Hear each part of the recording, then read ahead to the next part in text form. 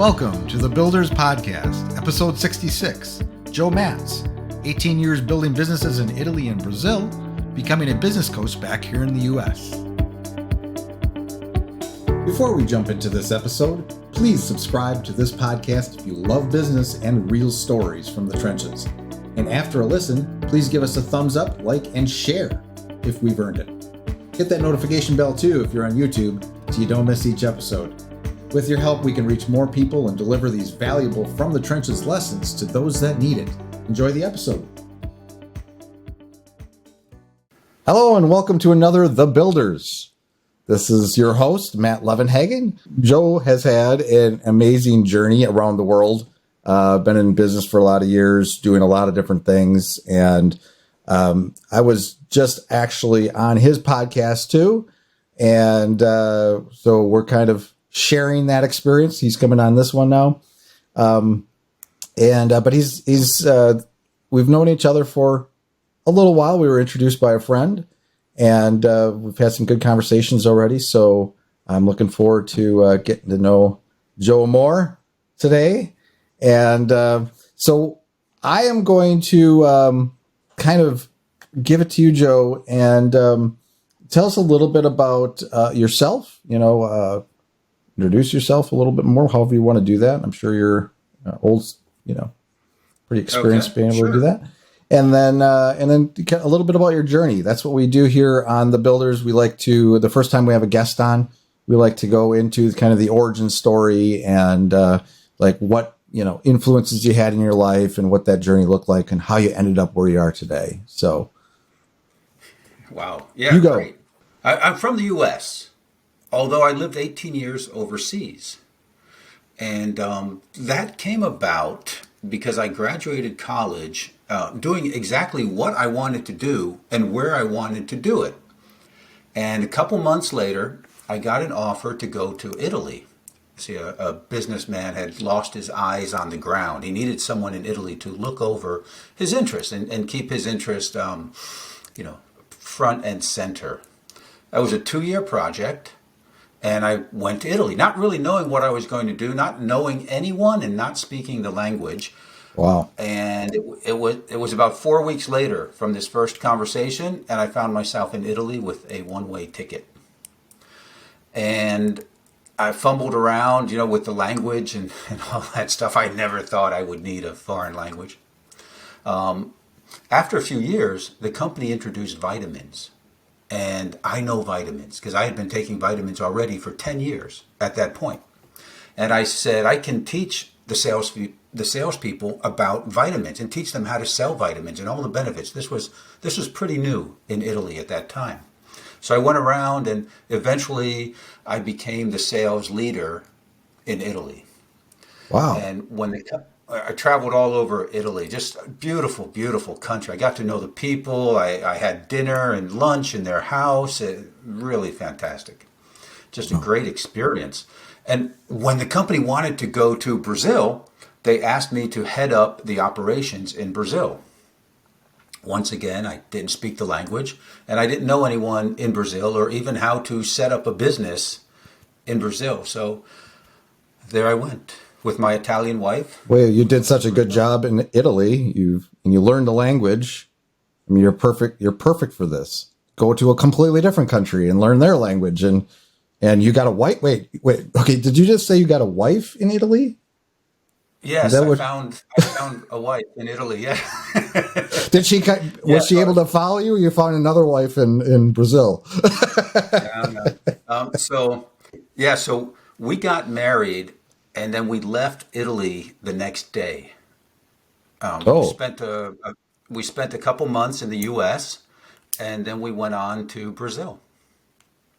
And there we were. So it was the summertime in Italy and in the U.S. So we go down there. We sent a trunk. We had luggage and all of that. We're down there in summer clothes, and our luggage got lost. Oh, good. So that was fun. That was like, welcome to Brazil. Yes. And so what happened was I had arranged a long stay hotel from afar, right? And this was in the 80s. This was before there was a lot of information out there, right? On the internet and all. We get to Italy, and I'm sorry, we get to Brazil. We go to this long-term stay place, and we're walking the street, and we're like, "Wow, there's a massage place. There's another massage place over there." I'm like, "Wow, Brazilians really like their massages." Well, at night, those massages put on the red light, and I think you could figure out what Yeah, happened there. I knew where that was going. This is Yeah. not really where we want to be. Nice. Oops. Wow. So I stayed in Brazil. I stayed in Brazil for 9 years. My two children were born in Brazil. I got to travel all over Brazil. I got on a speaking circuit and I was speaking, and it was just a lot of fun. So much fun. I got involved with sailboats, and we were racing sailboats Oh on the my goodness. weekends and doing business during the week and traveling. Just a whole lot of fun. Love the Brazilian people, and the country is just beautiful. Just beautiful. After 9 years, and a couple of economic downturns where the currency was devaluated, we lost half of what we had accumulated and made in 2 weeks. Oh my goodness. Okay. And the first time it happened, okay, that's good. We're doing good. We're fine. We can build it back, and we did. And then we lost it again in a second devaluation of the currency. Oh man. We also suffered 42% inflation a month. Not a year, a month. 42% inflation. And it was Wow. wild. What year was that? These were in the 90s. We That was the got there 90s now? in 91, Okay. and we stayed until 2000. My goodness. Why was Yeah. that all happening in Brazil at the time? Was there something with going on with, what was affecting the economy like that? Basically, the currency was artificially inflated to have more value by the government.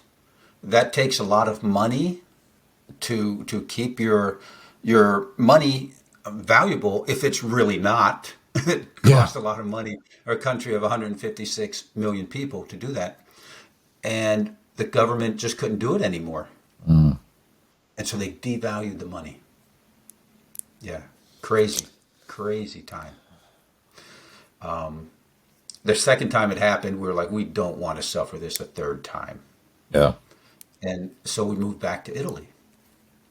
Oh, And okay. in Italy, now we weren't in Milano where we were the first time. We went to Abruzzo, which is a very beautiful area. And I started a language school. I did a couple other things, but settled on the language school. And I started by hanging 8.5 by 11 pieces of paper on the wall, on local businesses, in the window, wherever they would let me hang it. And it basically said, if you want to learn English, call Joe. But here's the important part. I never thought of myself as an English teacher. I thought of myself as the owner of a language school. Oh, okay. Right.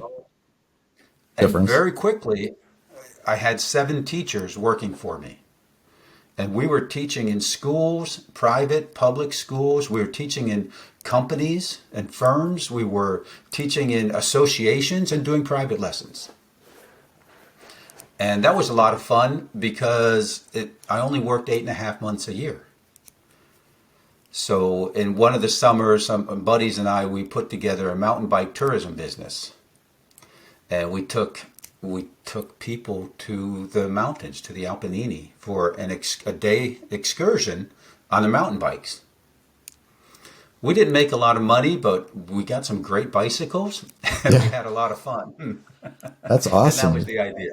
Yeah. Yeah, that was the idea. It's good to choose something where you can have fun and get exercise and do something you love. That's awesome. I did a little mountain biking in my 20s, crashed a Okay. few times, but I always Yeah. enjoyed it. It Yeah, was fun. it's a lot of fun. And Yeah. we took families up to the mountains. We had a van. We had 9 bicycles for people. It was a lot of fun. A lot of Yeah. fun. And then, September came around and I went back to teaching English and running the language school. Very nice. And then, yeah, then I moved to the US and ran a couple of businesses. for a couple that had a number of businesses, but they really wanted to focus on their construction business. So I ran the restaurant. There was also a mortgage company I was in charge of. So can we back up just a second? We know why we left Brazil. Why did you leave Italy then? Like, you were doing the education stuff. Right. And the school was going great, Matt. It was really going great. I got divorced. Did she stay in Brazil, or she came with you back to Italy? So she came back to Italy with me. Okay. Yes. We went back to her hometown. And 4 years later, we got divorced. Okay. Well, sorry to hear that. That sucks. Yeah. Yeah. That's almost 20 years ago. So it's the pain has left, but it sure did affect me greatly. But I had been overseas for 18 years at that point, and I just thought it was time to come home, time to come back to the U.S. Okay. Yeah. And I came to North Carolina and ran a few businesses for this couple. Okay, yeah. So you ran a couple business for this couple that you must have known them from some dealings or from your childhood or something when you were earlier in the U.S. Yeah, it was actually my sister and her husband. Okay. Yeah. Okay. So I took over the restaurant, and they asked me, "Can you run the restaurant?" And I said, "I know nothing about running a restaurant, but I know how to run a business. And if I can run this restaurant like a business, that'll work." And they said, "That's what we want. That's what we need." And so I didn't sleep for 4 months. We had lost a number of the key people in the restaurant, and I closed every night for 4 months. Wow. And then restaurant business is crazy. Yeah, you could put in a lot of hours to make a go of it sometimes. It's a lifestyle. Yeah. Yeah. Lots of work. I mean, I was eating 2, sometimes 3 meals a day there. I'd go home at 2:00 to try and sleep a little bit before I was back there at 5, and then closing sometimes till 2 a.m. And wake up, do it all over again. You were waiting tables and stuff too, and doing all the stuff, all the rolls, whatever needed to be filled. I did something most restaurant managers would not do or have done in the past, right? To get where they were. I started washing dishes when I could. I wanted to see the operations there. And then I was at the salad table, and then I was at the fry station. I waited tables, but oh man, I wasn't good at that. Yeah, I was back in my 20s. I spent a good portion of my 20s as a bartender, but I also was in restaurants and did waited tables and stuff.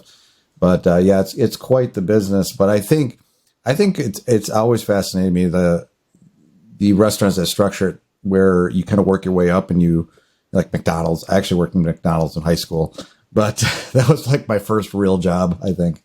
But you could be you could be a fry guy, or you could be doing burgers. They rotate you through everything, and you do all that stuff, and you work your way up in management. But the managers all knew how to do all that stuff and would help out in all those areas. But so that's interesting. So I always thought being on the ground floor, dealing with customers, and knowing what your employees are doing, I've always thought that was important. Yeah. So I even bussed tables. I did bar backs. I was a bar back when we had karaoke night, because I sent everyone home, and I just had fun. Mm-hmm. Like, I didn't have to worry about the restaurant, because I felt more, how would you say, relaxed. I didn't have all the pressure of the entire restaurant on me. I was being a bar back. Yeah. And so that was interesting. Yeah, it was good music, and I was rocking the dishes back to the dishwasher.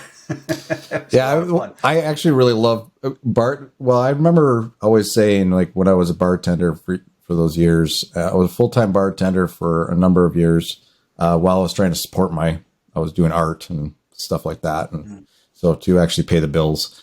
But I remember you get so good at something where it's like you just go there and you just have fun. And, shooting dice and just hanging out, doing shots with the Like what jobs could you have that you could, sit there and drink with your clientele? But it was Sure. it was fun. It was relaxing. It's like you get so good at something where you don't even have to really think about it. You just enjoy yourself. And, but which Right. You it's good for a while anyway.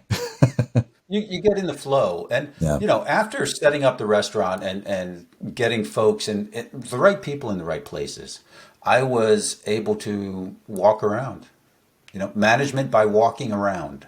Mm, And that was yeah. really, really nice. I greeted the customers. Yeah. I talked with the customers. Yeah, it was, Yeah. That's that how you was, get a good, probably a good sense of the operations and making, building relationships with everybody that works for you and the customers and to be present and available to everybody. I think that's probably important. yeah, I Yeah. mean, we did tastings. We invited the best customers there. We had the food service guys who are always fighting for our business because we had a Yeah. pretty large business for that area, and they'd bring in steaks, and I'd invite our top customers, and Yeah. we'd do ratings on the steak and things like that. Lots of fun. Fun. So I'm gonna actually pause for a second. We'll pick up where we are now again. I want to kind of rewind a little bit because I'm always curious. So you obviously have this entrepreneurial spirit, and when you started this school, you weren't just going to teach; you were going to own the school and run the school, and everything else you're doing kind of the same thing. You're running the businesses. What was there a shift in your life? Was there something that influenced you, or there's some influence, going back to childhood, or that you always liked business, or you always saw yourself as a business person, not working for somebody else? Why do you work for yourself? Why do you want to run businesses, and who are those influences in your life? So I'm fourth generation here in the U.S. We came from Eastern Europe. I am also fourth generation entrepreneur. It's Okay, in the family. I gotcha. was never expected to work for someone. Okay, Yeah, yeah, yeah. It was in the just grew up that way, and I enjoyed it. When I went to college, I actually something seemed to be very odd. I actually went to college to learn. A lot of people go to college just to get the grades. It appeared to me just to get that yeah. degree. I Just to get actually through it. wanted to learn. I read ahead in books. And I would go, I remember going to one of the professors and I said, I want to talk about chapter 12. And he says, we're not going to get there this semester. And I said, well, can we talk about it anyway? I have some questions about it.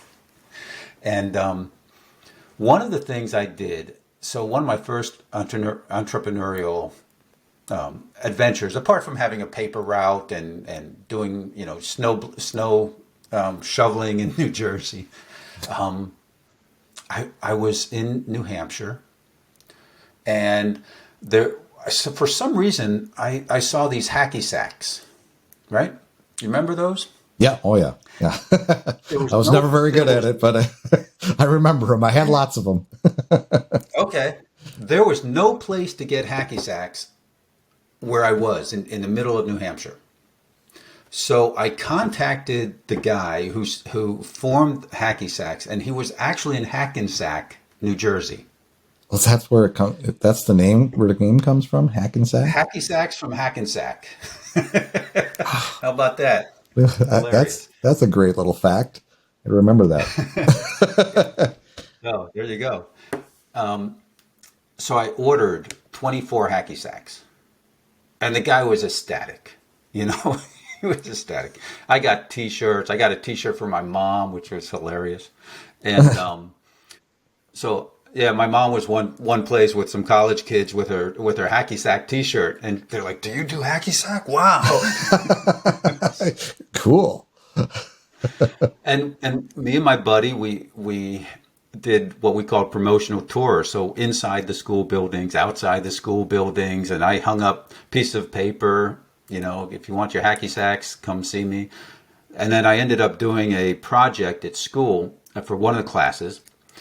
We had to design a business and talk about the business. So I talked about what I was actually doing, and 75% through the presentation, they're like, you're the guy hanging those signs and actually selling the hacky sacks? And I'm like, yeah, in fact, I have some right here if you'd like. Nice. That's awesome. He's walking his That talk. was a lot of fun. Yeah. That was a lot of fun, and the professor was just astounded because Yeah. nobody had done that before.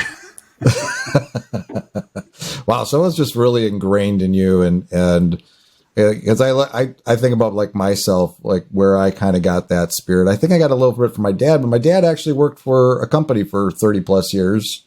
And then when he retired for John Deere, Horicon Works, and then when he retired, he went into his own business, started a little computer repair business and stuff. So he had that in there. I think he went back to school for business. But yeah, it's always interesting to hear like what shapes somebody. But sometimes it's just natural ability, or you just grow up in that environment and it just becomes part of you. You're influenced by that. Yeah, and I've always been an adventurous kind of person, and Yeah. skiing and doing different sports. It just seemed like the way to approach life to Yeah, me. well, it's interesting because I think when you're around other business people and stuff, I've noticed this with others that have kind of a similar history. Is you see the world differently, like you see opportunities and things like how can I make money at that thing, or what can I how can I bring that to market? You're saying things that the average person doesn't think about. It's just a thing, but you're like, what can I do with that thing? Or how can I turn that into Right. money? Have you always been natural with ideas? Do you sit with ideas? Do you spend time thinking about ideas like that, or see things you're like, gosh, I could do something with that? Is that kind of ingrained in Yes, you? it's a blessing and a curse, Matt. I have so many ideas that I had to learn to not focus on them. I had to learn to put them aside, Yeah, and that list is huge at this point. yeah, I want to focus on a few things, and I always thought it was better to focus on a few things, yeah, become really good at a couple of things, because it takes time and it takes effort and energy to become really good, to become an expert, for sure. and most everything else I have to put aside. Yeah, I suffer from a little bit of that too, and I've talked to others that have had that kind of same challenge where they got all these things spinning and going, and they got a new idea, chase after that, and but the struggle and trying to figure out how to focus and what to focus on, like because I think maybe some of it's fear of loss. If I focus on this, I'm not doing this, I might miss out on something over here. Yeah, it's a Yeah, challenge. I would agree with you. And it is a challenge, but for me, it's very tough to keep too many plates spinning at the same time. Yeah. Yeah. Yeah. And even when I'm doing that, I've got other ideas coming in. It's like a constant flow. So how do you make that decision though? Like do you follow your passions, or is it the monetary thing that you think is going to have the most potential going to, is it a combination of those things? I mean, do you It's a how combination of those. yeah, Yeah, it's a combination of those things. And I always think about, at this point, I think about what serves my clients, what serves my ideal clients the most, what do they need? yeah, But I need to think about my passion also and my area of expertise. I don't want to get out of that area, right. Yeah, it's very, right? very easy to want to do that. I mean, like even in my business where I have a very specific set of services I'm focused on, I've made that decision a while back that this is my thing. This is my wheelhouse. But there are other things that I could do and add for services or whatever. And it's like, well, you don't want to water it down too much either. You want to just stay focused. This is our expertise. Yeah. Yeah. That's Yeah. What challenging.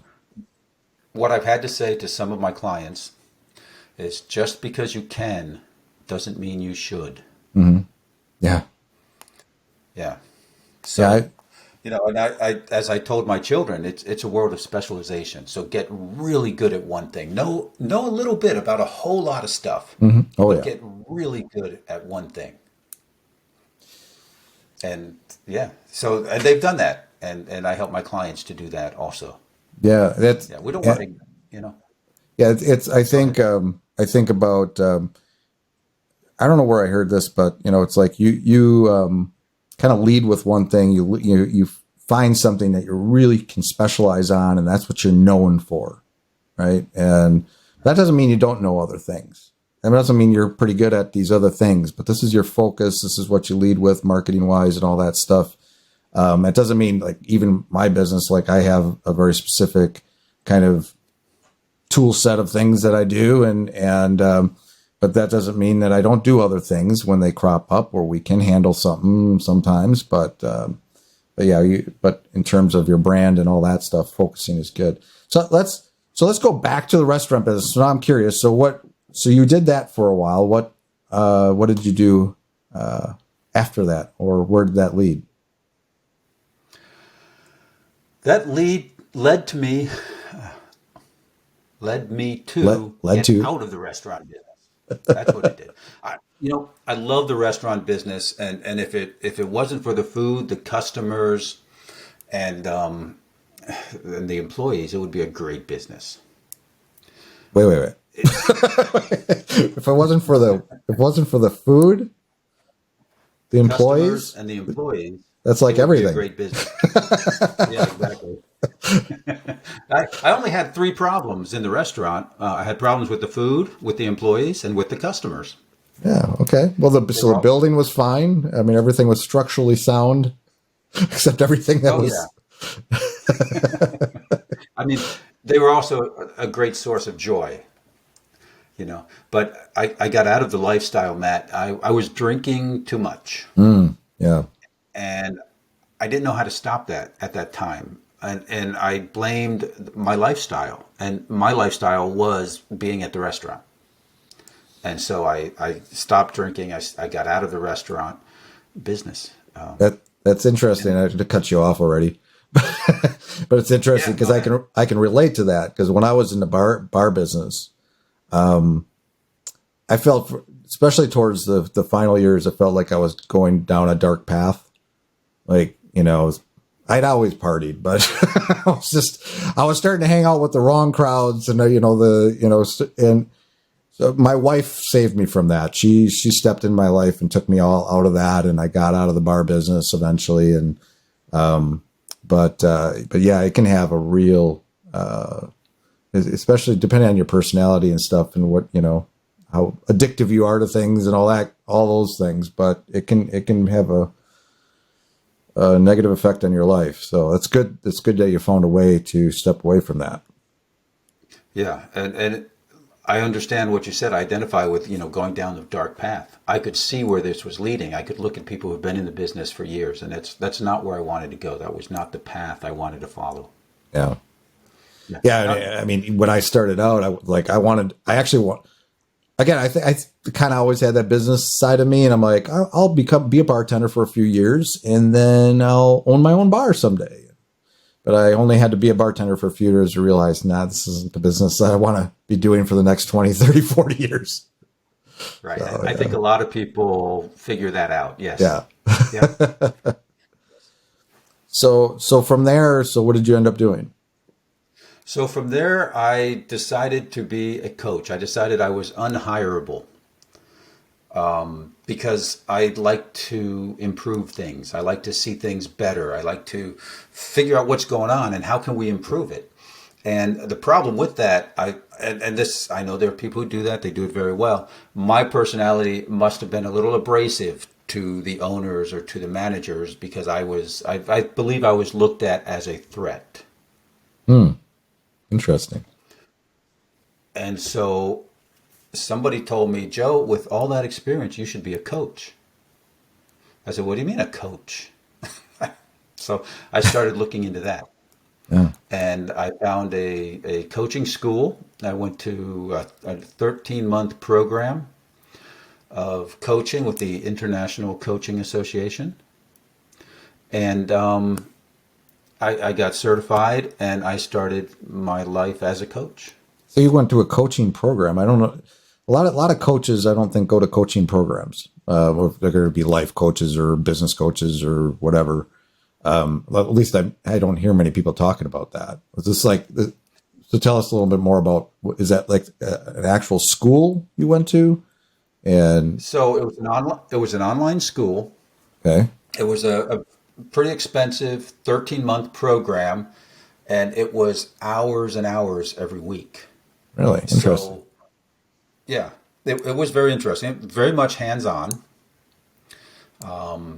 It was just a great experience, and I enjoyed it. I enjoyed the school. I enjoyed learning, so that was fun. And we got hands-on experience, and we were guided by more experienced coaches Mm-hmm. who would look at some of the sessions that we did and chime in and direct Interesting. us. And it was just focused on business coaching, or what kind of coaching did they focus on? Yeah, well, there was a number of different kinds of coaching that you could specialize in. I specialized in the Okay. business area. Gotcha. So there were Okay. some electives, just like a college, there were some elective courses. So that was a pretty good foundation for you. You glad you did that? I am glad I did that. Yes, it Yeah. really, really helped with empathetic listening and asking questions. And I think that was a major benefit that I got from that. Cool. Yeah. So then you And started it. that's what I, go ahead. So then you started your coaching program. Yes. Yes. Then So I what year started are we coaching. what year are we in? We were in the 80s and 90s before. We're way We're way we're in past that. recent We're in years. 2011. 2011 you did this. Okay. Yeah. So you were in a restaurant business up until about then, and you made this transition. Up until about then. Yeah, Yeah. I had left a little bit earlier. I worked in the mortgage business for a while. In 2000, and I was, fortunate or unfortunate to be involved in 2008 when everything hit the fan in the real estate market. Oh, yeah. Good timing. Yeah, really great timing. So, all right. So now you became a coach, and you've been enjoying that for the last bunch of years. What's that journey been like? It's been a very interesting journey. There have been tough times, there have been easy times. I started out wanting to be a certain type of coach, more of a mix between life coach and business coach.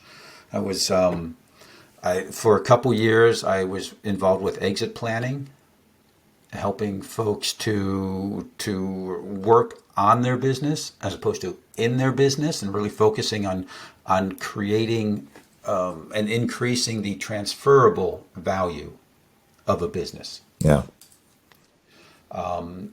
But that started to not feel like me, Mm. and I went for a couple years where I just didn't know really what I wanted to do in the coaching space.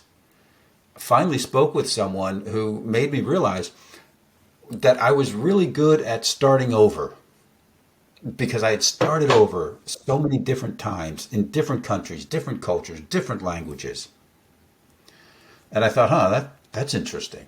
That's not what I wanted to be good at. I was actually, it's funny you say that, because while we're having this conversation, I was like, I was thinking, well, should I go back to that? Because it was always interesting how you were just, we went here and I knew nothing. I didn't know the language. I just started from scratch. And then you went to there and you did the same thing. And then you went into the restaurant business. You did basically the same thing.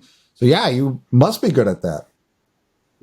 Yeah. So, that was a really a revelation to me that I'm good at that, and I can help other people start over because I've done it so many times. So what I do now is I help businesses stand out from the crowd, differentiate themselves, and attract their ideal clients. And one of the major components of this is setting up a signature program for these service providers. I work with service businesses. I work with coaches, tutors, anyone who takes their clients from A to B. Mm. Okay. And we work on a system that they can show and demonstrate how they take people along the path to get them from point A to point B. And like you said, a lot of coaches, there are a lot of good coaches out there. It's an unregulated business. So a lot of coaches will say, we just talk. I figure out what's going on. I dig deep. I ask you the hard questions. What the folks who work with me can actually show people on the computer or in person a roadmap. I say, this is what we're going to do. This is how we're going to do it. These are the steps. It's a step-by-step program. I'm very process-orientated. Yeah. Yeah. Yeah, I like processes. Yeah, so do I. It's funny because I use similar language, even though I'm more focused on the improvement of the site. Well, maybe conversions are in there too, and design and development. But even on my site, I think I mentioned roadmap. We kind of create roadmaps for our clients, and I kind of think of that as a framework to actually, get them from point A to point B, or C, D, whatever. So yes, because they're going from a point of where they have a website that needs work, or they don't have a website. Maybe it's a new business. Yeah. And you're taking them from that and bringing their vision to the screen. And yeah, that's you can't just go about that haphazardly. You want to come up with something good, right? In a plan. You need a plan. That's right. Yeah. Well, and taking into consideration, like, and this is where your experience speaks to you, is taking into consideration all the factors and all the things that you said. You're basically you're starting over is kind of your thing, right? So you have a business that's existing, but they're not doing very well, and you're taking into consideration where they are today. Maybe you're kind of creating a new roadmap for them based on your experiences, what you need to do to differentiate yourself and all that stuff. Maybe that's where they're stuck. Maybe why did you choose differentiating? Is that where you think most people have a problem? I think a lot of people have a problem in standing out from the crowd. It's a very crowded market out there. If your ideal client was looking for the same old, they would have found it already, because it's out there all over the place. Yeah. But so be unique, differentiate yourself, and attract your ideal clients. I'll give you an example. A couple years ago, I climbed Mount Kilimanjaro.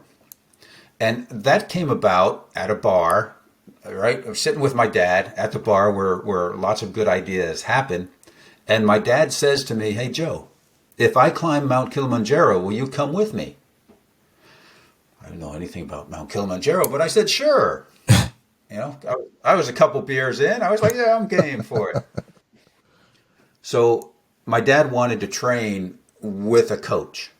So he goes online and he looks for coaches, health coaches, fitness coaches, and it's get your dad bod, get rid of your dad bod, have the body you had when you were 20, have your, get rid of the man tube, lose 20 pounds in 20 days. There was all that promotion.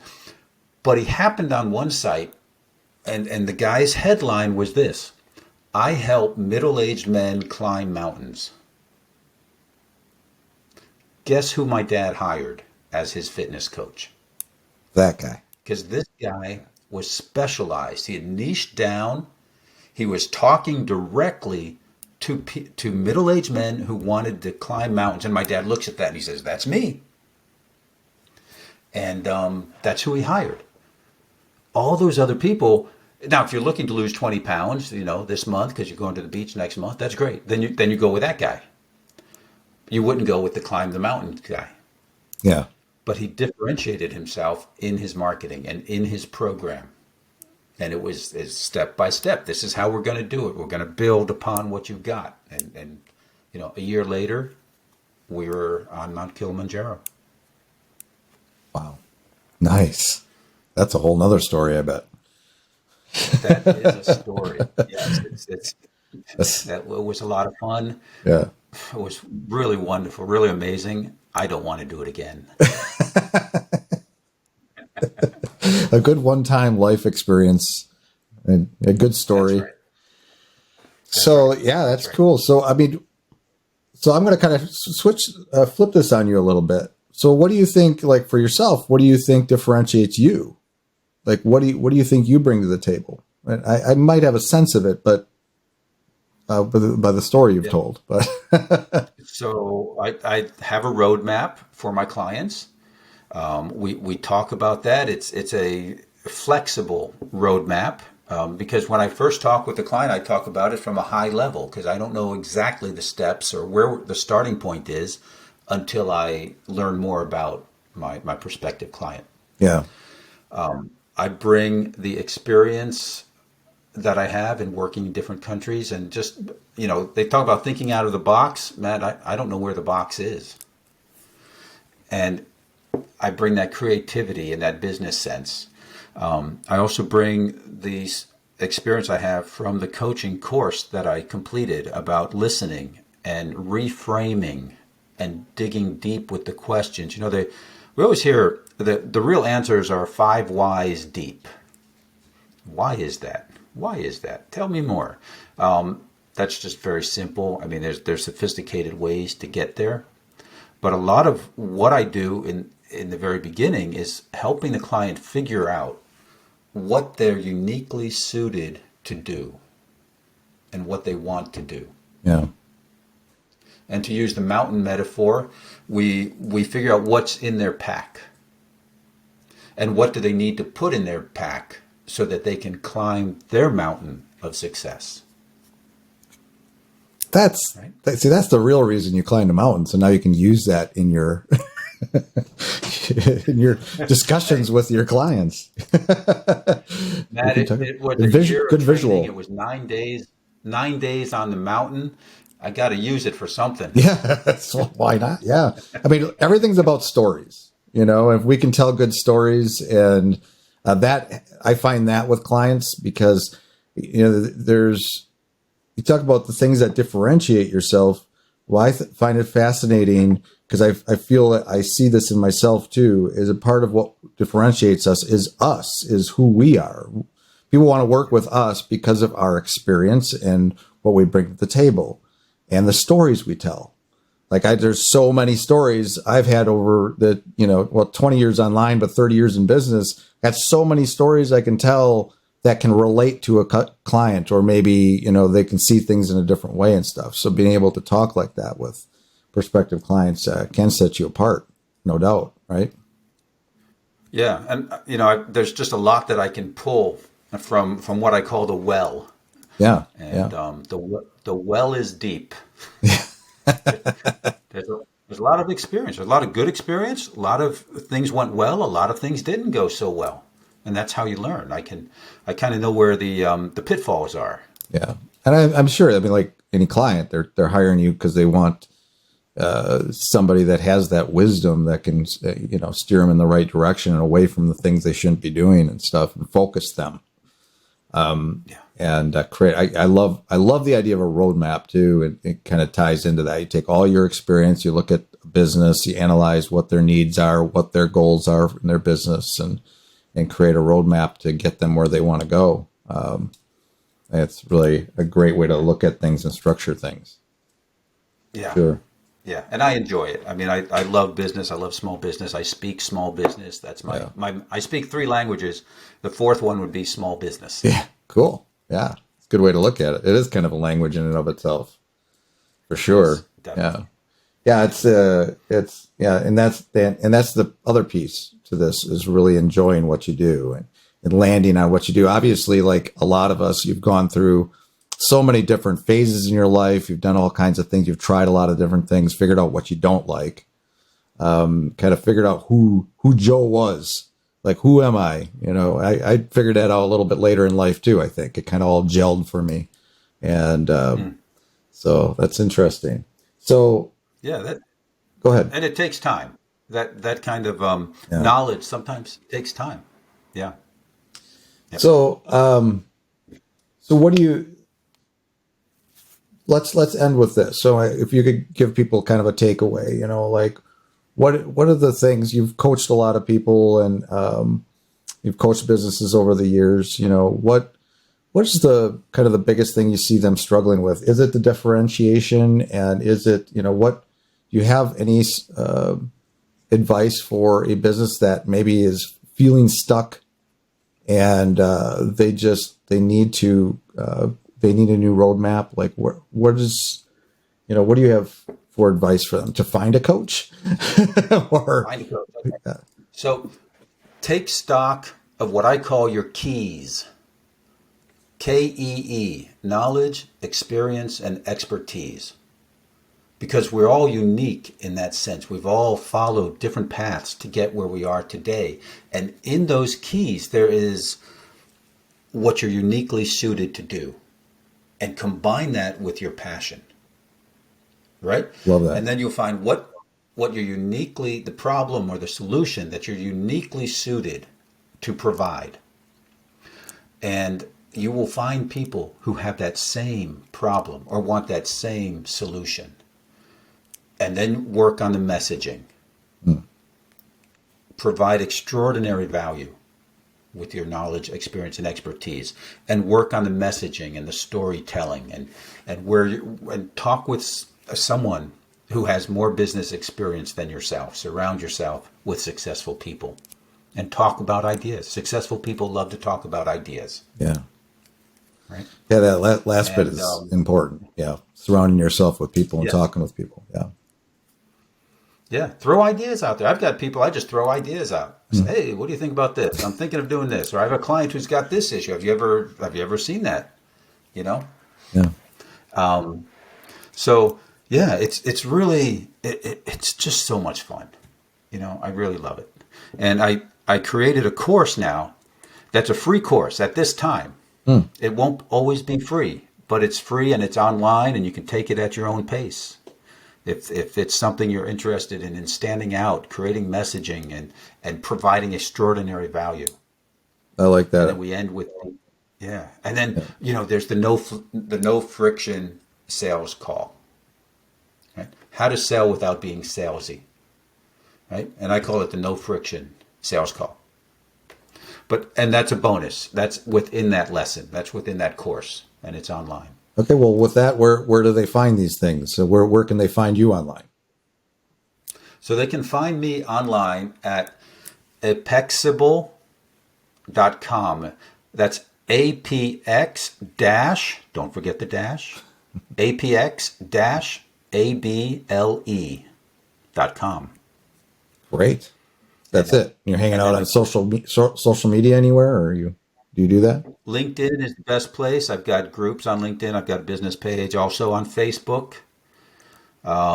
Just search my name, Joe Matz. Matz. I'm calling you Matz. That's fine. Hey, not the worst. It's not the worst thing I've been called, Matt. Well, it's great having you on the show, Joe Matz. So yeah, very enjoyable.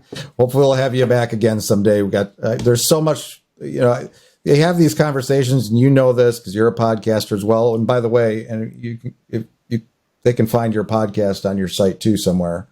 Probably. They can find it on my site. They can, wherever podcasts are, they can search Espresso Jams. Espresso Jams, yes. Yeah, no, Espresso Jams. Anyway, like I said, we could talk about stuff forever. We could just spend the rest of the day talking, but we'll have to do another episode someday and dig into some more stuff. Sounds great. All right. Good having you. Sounds great. Take care. Very good. Thank you, Matt. Bye now. That's all for today's episode. I hope you enjoyed that. Again, please subscribe if you haven't already and give us a thumbs up if we deserve it. If you want to comment on this episode's page, provide me with requests on topics for future episodes, or inquire about being a guest, please find your way to thebuilders.fm. You can contact me there or add a comment under these show notes. Now a word from our sponsor, my agency, Unified Web Design. We build custom websites, features, we maintain websites, we work with agencies to fulfill their web design and development needs, and more. If you're interested in our services or are looking for an agency to work with as a partner to build awesome sites for your clients, feel free to reach out to me at unifiedwebdesign.com. There's a handy contact me link at the top. Fill out that form and it will open a ticket, and that ticket will find its way to me. Thanks for joining me today. We'll see you next time.